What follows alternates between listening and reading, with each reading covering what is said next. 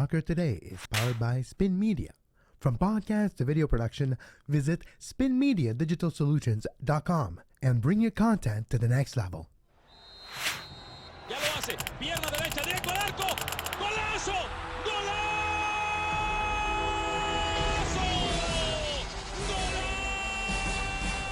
The world of football with a soccer perspective. This is Soccer Today with Duane Rollins and Kevin Laramie, live on the Sports Podcasting Network. Good day, good night, and welcome to Soccer Today for Wednesday, September 21st, 2022. I'm Kev Laramie, and I'll be joined by Duane Rollins in a second as we invite you to subscribe to our YouTube channel and, of course, help us in our journey to 1,000 subscribers right here on YouTube. Thank you to our podcast listeners.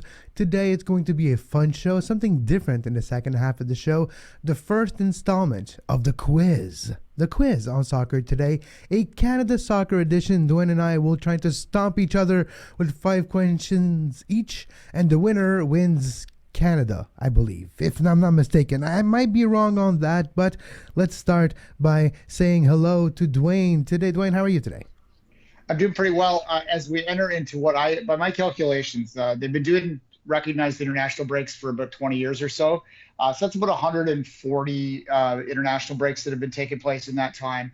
Add about maybe 60 onto that. So we're about the 200th international break since Canada last was in a World Cup. But yet, here's a prop for you folks. Do you see this? We see the rise. This is the Toronto Stars front page of the day that they qualified, or the day after they qualified, obviously. So I'm pumped and ready for the last international break. The last international break before Canada goes to a World Cup again.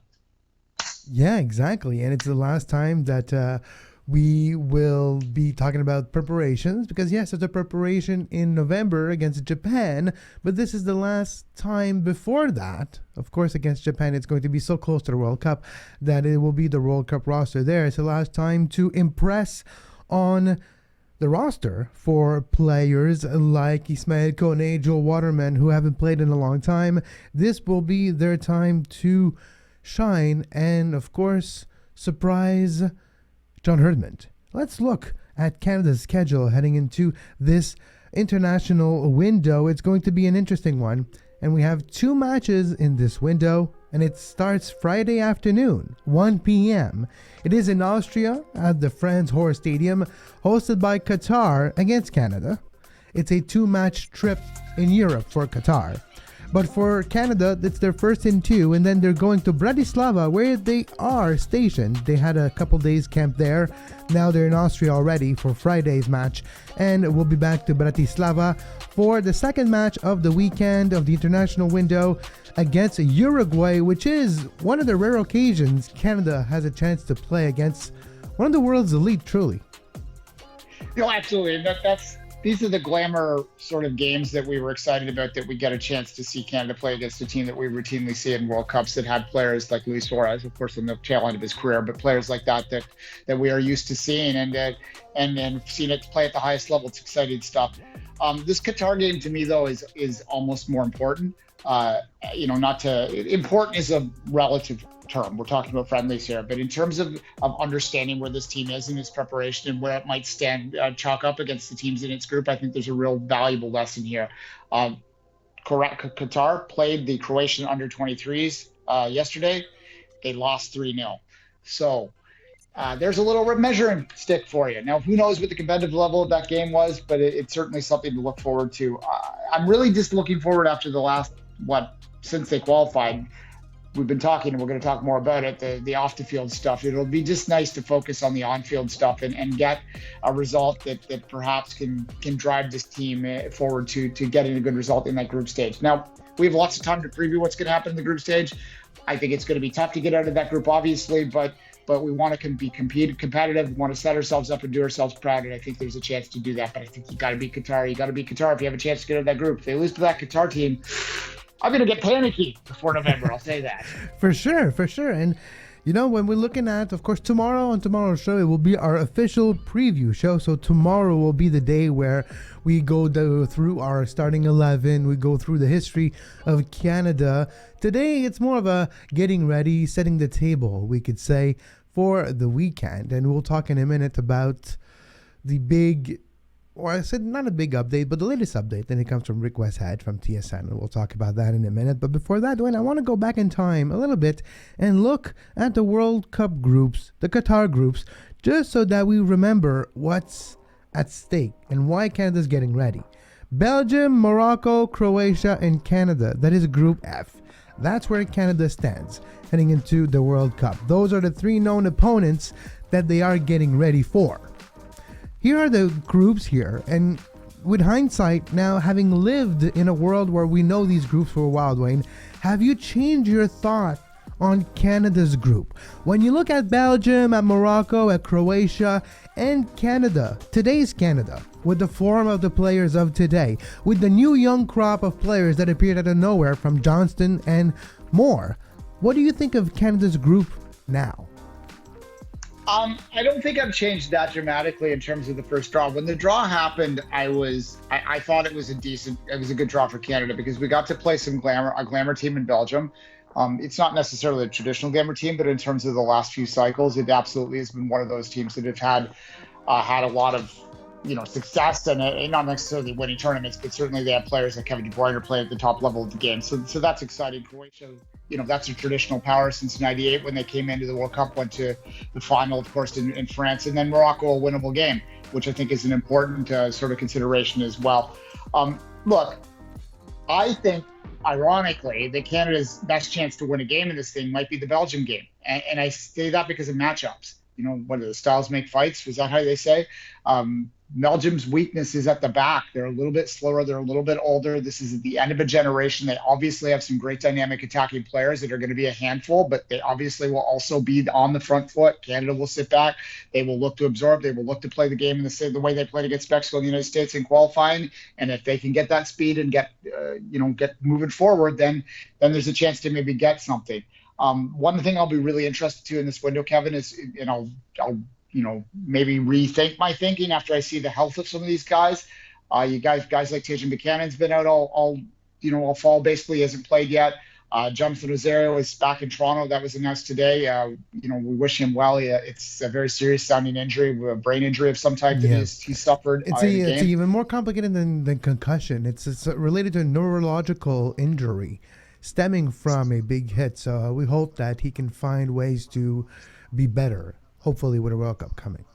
Yeah, exactly. And not just for the World Cup, but for himself as a person, because the brain injury is scary. But nonetheless, we didn't have health issues really in qualifying. We were pretty lucky. So Tajan in particular, I think, is more than Jonathan Rosario. As much as I love him as a player and have a lot of time for him as a longtime TFC guy, obviously Tajan and what he does and what he brings and how he takes attention away from Alphonso Davies and allows him to move Alphonso Davies around the pitch, I think is going to be something that they might miss. So hopefully he can get going. They say that he will be okay. Look, it's going to be tough. Let's not blow smoke up our own elbow here.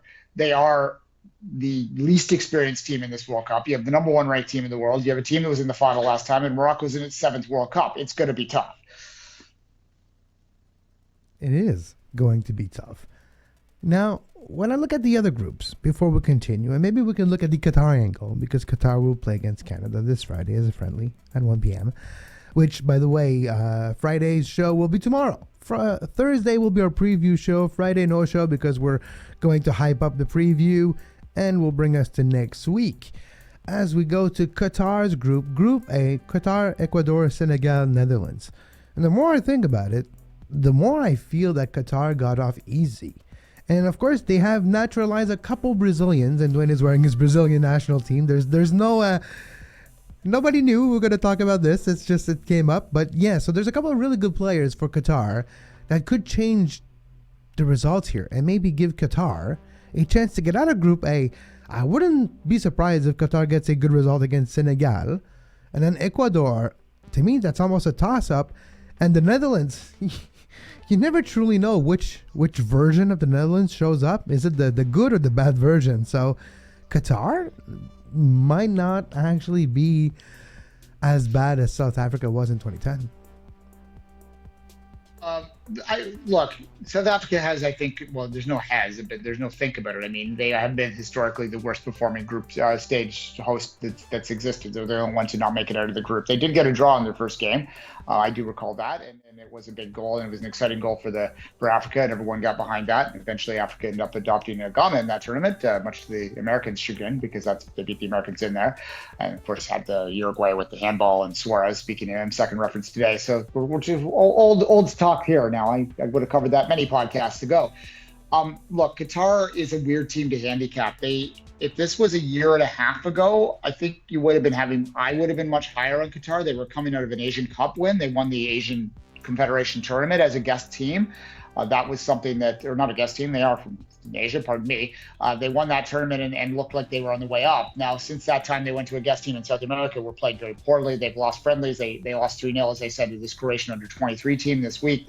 It's a team that we don't know a ton about. They have naturalized a few players, not as many as you think. It's more like 80% are Qatari born and 20% are naturalized. Yes. And not the other way around, where we figured a few years ago we'd be like 80% Brazilians and 20% Qataris. No, it's not as bad as we thought. Yeah, look, I'm wearing the Brazil strip today mostly because laundry, but I actually think that the Brazil might be they're my pick. They're my early clubhouse leader for my pick to win the World Cup this time. So you're not going with Argentina like everybody else. You're like, oh, it's Messi's shot. Which I'm like, yeah, Messi and who? Who else? Thiago Almada, who's gonna be the game changer for Argentina, you know? But anyways, we'll have plenty of time to break down this World Cup. I'm even gonna have a baby between then, so. As I caught Duane mid-swig. But it is. And, we're going to talk about now the men's national team because we are talking about them. And there's one issue, Duane, that's been in the forefront of the news and our thought process over the last few weeks. And it's the negotiation process with Canada Soccer and the men's national team and the women's national team to that extent for the share of the prize and all that. Rick Westhead has been the spearheader of this reporting for TSN over the last few months. He came up with the story to begin with, and here is the latest from Rick Westhead that is from his website, well, not his website, but the website of TSN, tsn.ca. Here is the article called Men's National Team Waiting for Canada Soccer's Response to Offer, Sources Say. So let's go and read the rest of this article. The men's national soccer team, which doesn't have a contract agreement, just 2 months before the World Cup begins in Qatar, is waiting for Canada Soccer to respond to an offer made nearly a month ago. Two sources familiar with the matter told TSN. Representative for the players proposed on August 25th that the men's and women's national teams share equally in an 80% stake of the $10 million US prize money Canada Soccer is set to receive for the men's teams qualifying for this year's World Cup, the sources said. The offer was made during a Zoom meeting 2 weeks after Canada Soccer publicly recognized the Canadian Men's National Soccer Team Players Association as the bargaining agent for players invited by Canada Soccer to train or play for the men's national team. So there is representation now for the player. There is a players association for the men's national team moving forward, and there's a proposal that was done by the men's national team to Canada Soccer late in August. It's now September 21st, and the representation of the men's national team is still waiting for an answer from Canada Soccer. Yeah, and look, the Canada Soccer Association put a statement out saying that negotiations were continuing in good faith, for the record. So there's no indication that they're going to do what they did in the last cycle. I suspect that the players know that this is too much of a once-in-a-lifetime opportunity, and it literally will be a once-in-a-lifetime opportunity for some of these guys that won't be around in 26 to really screw it up now from an on-the-field perspective in terms of not playing. So I don't anticipate another action. But the problem is I'm not willing to say that with 100% certainty, because they're obviously leaking stories like this to TSN reporters because they want to get some pressure continue to put on the CSA. And this is only going to continue to build as they get further and closer to a World Cup. And look, well, the big problem, to repeat this, if you didn't follow us when we talked about this when it first started to break, is that basically the players want this guarantee of the $8 million from the prize money.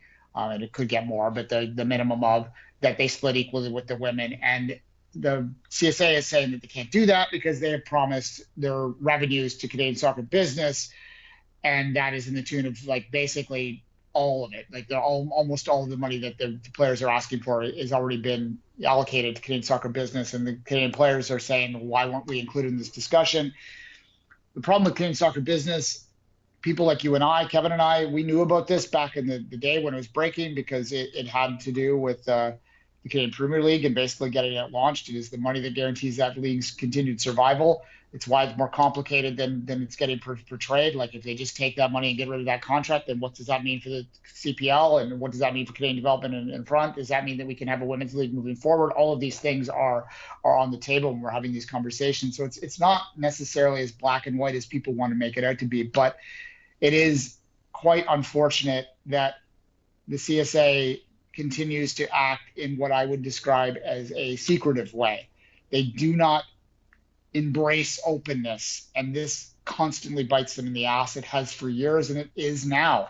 If they were to explain this CB, Canadian Soccer Business, CSB, it's hard to get it in my head sometimes. If they were to explain that in plain terms, in candid terms, and they would talk about what it would mean for the Canadian Premier League, then they might get more sympathy for their cause. But they rely on people like us to explain it to people that already understand it. We talk to the hardcore here. I mean, I'm sure there's some new listeners, and thank you for listening. And if I'm teaching you something, then great. But most of our listeners probably understood this already. So they need to be out there in front of this a little bit more, the CSA. And the players, I don't know, the players deserve to get paid. They do. I'm very pro player when it comes to this, but I also think that there needs to be some kind of understanding that you can't change the past.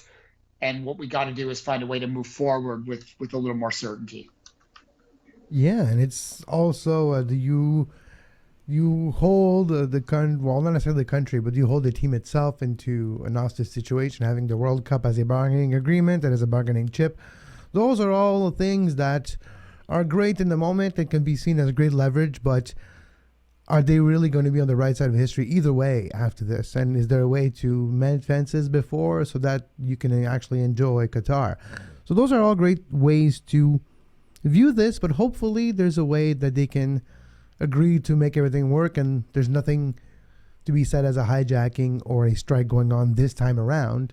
All the games that are scheduled are going to take place, so maybe that's also a positive aspect of this negotiation going forward. It is now time to take a short break. When we come back, I'm really excited. The debut of the quiz on Soccer Today, the Canada Soccer edition. You are listening to Soccer Today. Follow us on Twitter at SoccerTodaySPN and like our Facebook page, facebook.com/Sports Podcasting Network. And we're back on Soccer Today. Kevin Laramie here to say thank you to our patrons.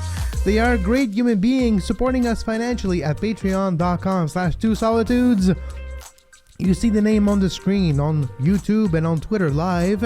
If you're watching us via podcast, Pierre, Patrick, Martin, Jordan, Ian, Gonzalo, Glad, Dennis, Daniel, Sean, Blue Collar Dan, let's go boys. Thank you all for your support. You can join this group of amazing persons by going to patreon.com/2solitudes, subscribing to our shout out tier or the super shout out tier, and you will have your name shouted out every single show right here on Soccer Today. It is now time for something that I've been thinking about for a while, but we never really did it something like this, and never, of course, with the production values that we're going to have this time around. It is the first edition of the quiz on Soccer Today.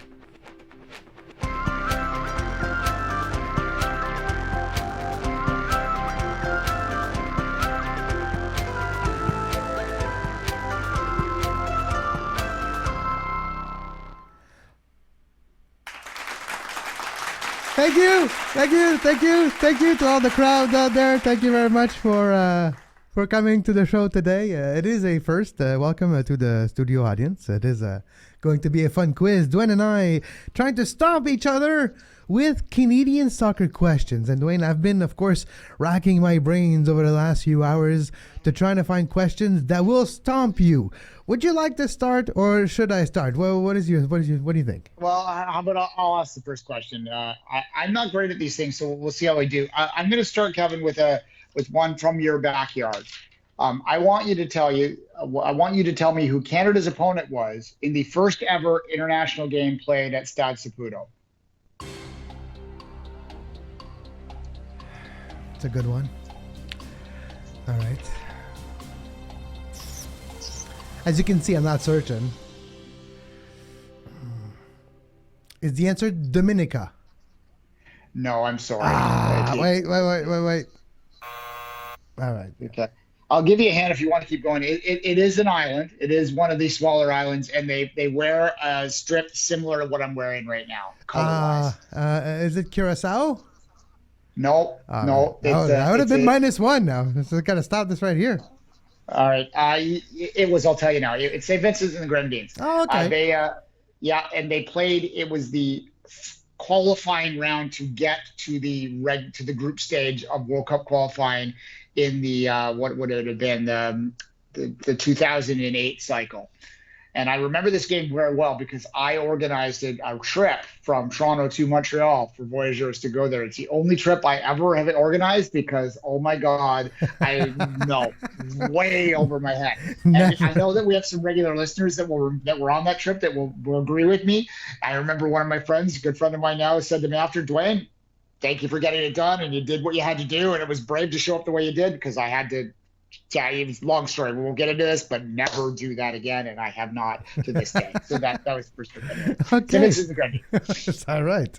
That's a great way. It's a great anecdote. All right, and now it is time for Duane's first question, which I have some graphics for Duane's first question. So here we go. In what year did the Canada's men's Olympic team win a gold medal?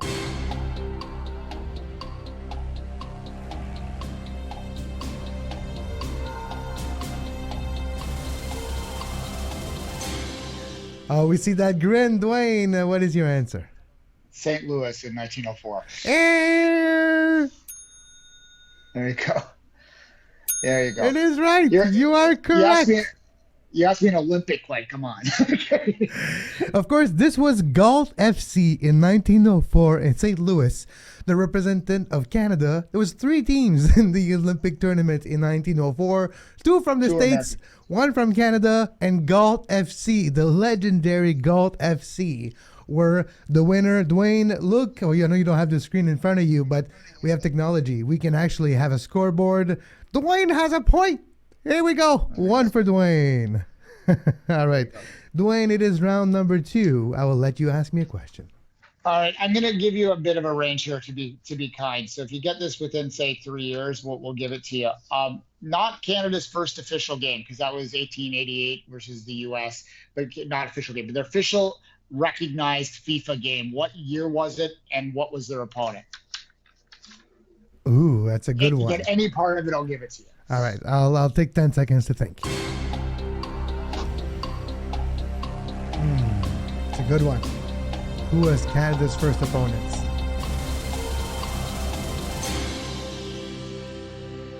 I'm probably wrong, but I have a feeling and I have an inkling to say Uruguay. It was not. It was not Uruguay. Okay. No. All right, I'll give you a hint. It's a Commonwealth nation. Okay, so if it's a Australia. There you go, Australia. I'll give you a half point for that. I don't have half points, so I guess we're not going to give me a point. All right. 1924 was the year. Okay. So it was long after, but that has to do with FIFA and recognizing games and all that. But they played Australia, and they beat Australia 2-1 in that game. I don't have the number in front of me, but I believe that is correct. So no half point, but I'll give myself a small applause. Okay, moving on. Now, Duane's second question. Let's go with the next question for Duane. And the question is, how many games was the longest undefeated streak for the Canadian men's national team's 10 seconds on the clock.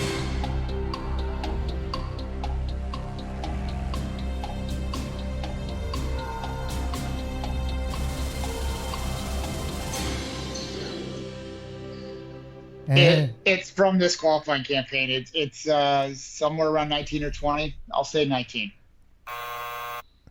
No. It was close, but there was one defeat at the end, and it was mixed in between friendlies. The answer is actually from your time when you were following this qualification process, because it's not the longest winning streak is this cycle. Yes, that is 8, and that's the longest winning streak. But the longest undefeated streak was 15 games from September 2nd, 1999 to June 4th, 2000. It started against Jamaica on September 2nd, 1999, and it finished against Cuba in 2000. That's the Duane, De Rosario, Patrice Bernier early in their career. But of course, most of those games were draws. That's why it was an undefeated streak more than a winless streak. But that's okay. All right. It's you're still beating me 1-0 as we move on to round number 3. Duane, I'm listening. All right. I asked you who the first opponent in the first official game at Stade Saputo was. I'm going to go my backyard. Who was Canada's opponent in the first official game at BMO Field? Ooh.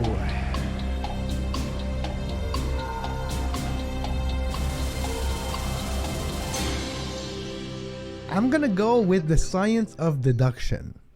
Canada's played against a lot of countries often. I would say the United States of America. It was not. No. Do you want a hint? Yes. All right. Okay. You're on the right track. There is a bit of a trick question here because, of course, the U20 tournament was held there, and there was a friendly against Argentina, but that was an under-20 friendly.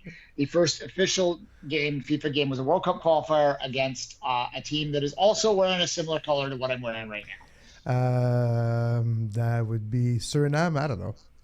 Jamaica. Oh, yeah. So, yeah. Another one for me. So, I even get this. All right. It's now time to ask Duane another question and hopefully stop him so I get a shot to come back in this one. And it is round number 3. Here's Duane's third question as we continue. And who has the record for most consecutive games with a goal? I'm going to repeat the question in case Duane hasn't heard it.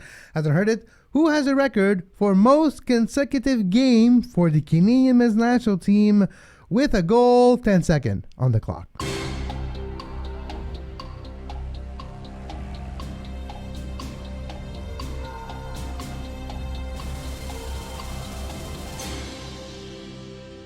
All right. Kyle Lauren.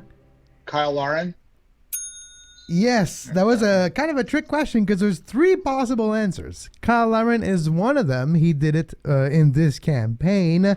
Dale Mitchell did it in the 80s, and Ali Gerba did it in the early 2000s, scoring 4 games in a row for the men's national team. Duane has a second point. It is now 2-0. Congratulations. I need to finish strong, and Duane needs to be stumped twice to give me a shot to maybe tie this thing. Maybe I'm gonna equalize in the last minute. All right, you ready? So in 2000, famously, Canada won the Gold Cup. It was largely based on the hot scoring streak of a player that came from the second tier, League One of the British system at the time.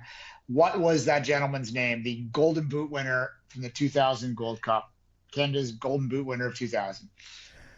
Yes.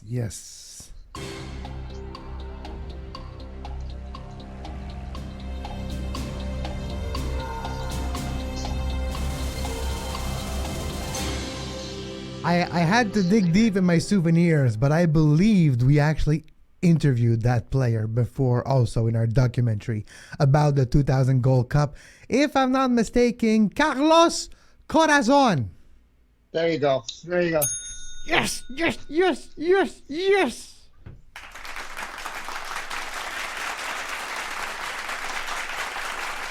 All right, I've got a shot. All right, let's go with the second to last questions for Duane. Here we go.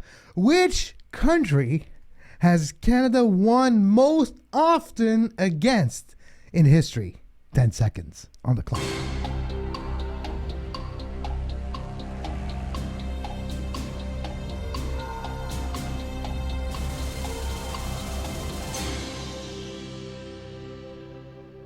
It's obviously a CONCACAF country. My instincts are saying that it might be the United States because of wins a long time ago. Yeah, I'll go with that. United States of America. Yeah, it's okay. You're correct. Congratulations. Okay. Bravo. I can't catch up. There's no way for me to catch up. But we're going to finish for honor. And for the last time today, Duane, I'll let you ask me a question. All right. The closest Canada came to qualifying for a World Cup between 1986 and this last cycle, obviously, was the 1994 cycle. I want you to tell me what country eliminated Canada. And I'll tell you the details after that if you want. But what country eliminated Canada in the 1994 cycle?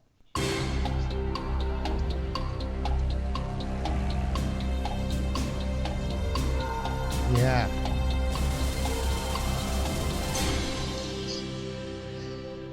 I'm not sure about this one, but I don't think it's our friends in Honduras. I think that's the latest one before this one, before the one before. But in the mid '90s, that's very interesting. There was a team that was way better than now, and I'll go with Cuba. No.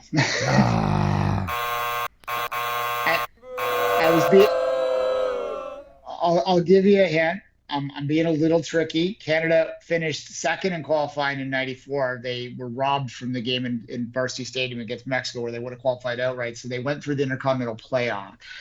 So they were playing in the first leg of the Intercontinental Playoff against a team obviously not from CONCACAF. Does that help you? And as a bonus, they wear strips very similar to mine. This time it would be Australia. There you go. Yay. All right. Duane's last question to see if he can make it 4-1, a true spanking. Here we go.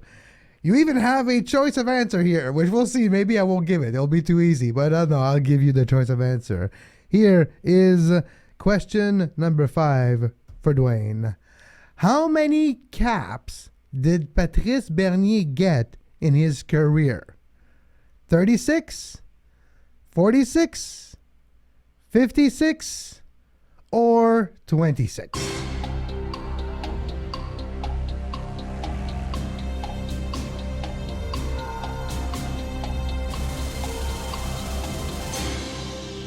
And your answer. What was the third option? Was it 56 the third option?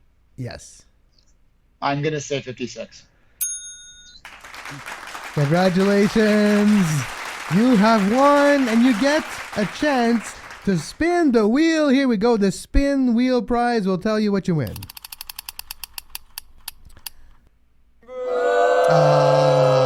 It's a big 0. No prizes for Duane, unfortunately. But, we had fun. This was fun. Would you like more quizzes? Let us know which topic we should do next time. Fair enough. I'm pretty good. I have an advantage over you because I'm older than you. And yes, and of course you took questions that were before my time, but that's okay.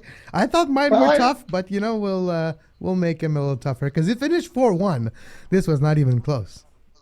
Yeah, no, look, I mean, I've lived Canadian national team for a long time, and it's exciting since I have lived Canadian national team to be able to talk about a game against Qatar on Friday. I'm really interested to watch this one play out.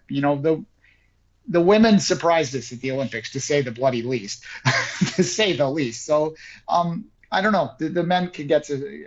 I don't want to overinflate the possibilities here, but I think that they can, if they play well.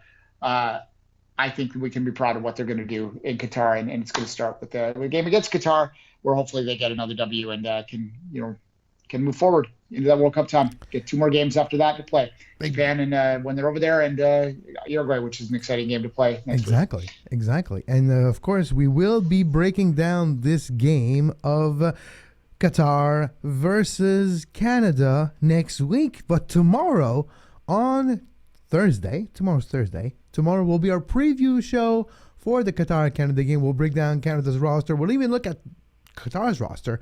I will break down the best players to keep an eye on for Friday's match. And until then, you can follow Duane on social media at 24th Minute. You can follow myself at Kev Larame, and you can follow this show at Soccer Today SPN. If you would like to follow the podcast is available everywhere you find your favorite podcasts. And we will invite you to subscribe to the YouTube page or YouTube channel. Click on the subscribe button and make sure you click on that notification bell also. That's your homework for today. Subscribe to our YouTube channel and help us continue to be able to broadcast this way and bring you production values and scoreboards for our quiz shows. And if you're watching via podcast, thank you for subscribing and for your support. As always, for Duane Rollins, I'm Kev Larame. And until next time, we hope you enjoy this show. And until tomorrow, have a great soccer. You can find the podcast version of all the shows we do on iTunes, Apple Podcast, Google Play Store, TuneIn Radio, iHeartRadio, and anywhere you get your podcast.